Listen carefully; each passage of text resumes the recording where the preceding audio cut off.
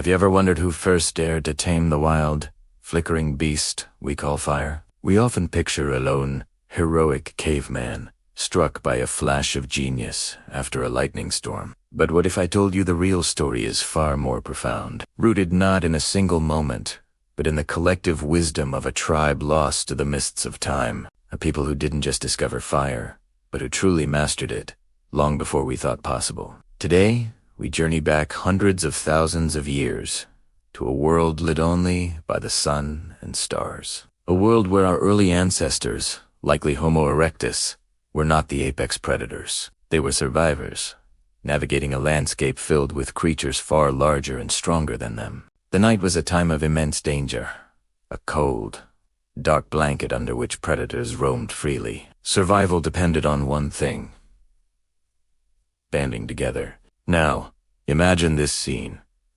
A wildfire rages across the savannah, a terrifying force of nature. Most animals flee in panic, but our ancestors, with their growing intelligence and curiosity, saw something more. They saw opportunity. After the blaze subsided, they would cautiously approach the scorched earth. They'd find roasted animals, easier to chew and digest. They'd find that the terrifying predators stayed away from the smoldering embers. This was the first lesson.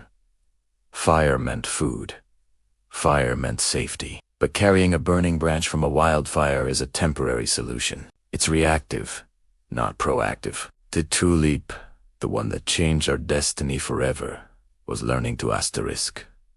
Make asterisk fire. This wasn't a single aha moment. It was a painstaking process of trial and error, passed down through generations. Think of the firekeepers, a dedicated role within the tribe. These weren't necessarily the strongest hunters, but the most patient and observant individuals. They would have noticed that striking certain stones together, like flint and pyrite, produced a spark, a tiny, fleeting moment of heat. How many thousands of times did they try and fail, trying to catch that spark on dry tinder? They would have learned which grasses were driest, which mosses caught a spark best, and how to gently blow on the fledgling ember to coax it into flame. Another method they might have perfected is the friction drill. Picture them tirelessly rubbing a stick in a notch of wood, feeling the heat build, seeing the first wisp of smoke. This required immense skill, endurance, and knowledge of the right kind of wood. It was a sacred ritual,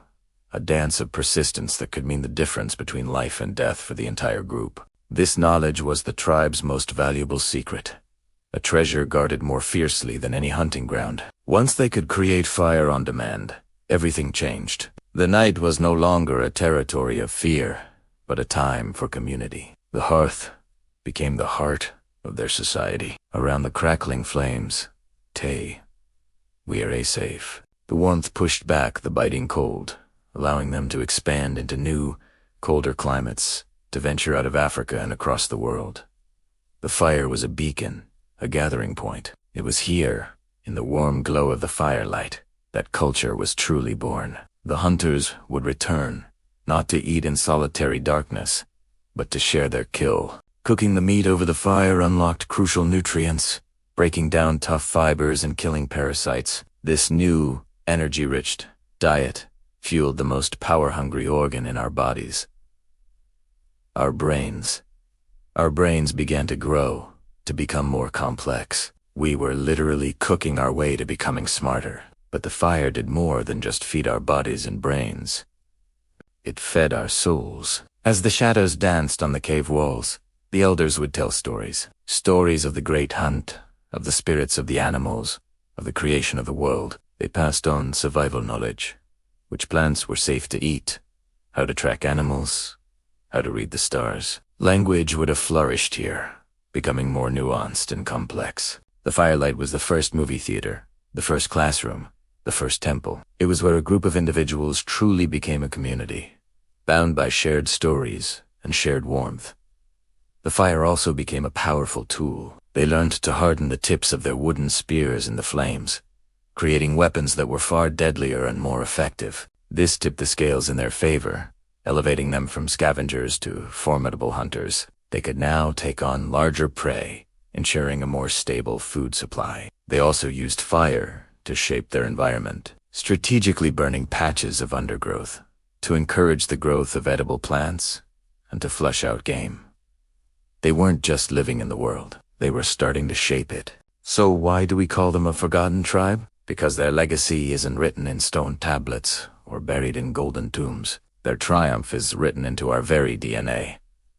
The ability to control fire is what separated our ancestors from every other animal on the planet. It was the catalyst for our intelligence, our culture, and our ultimate journey to dominate the globe.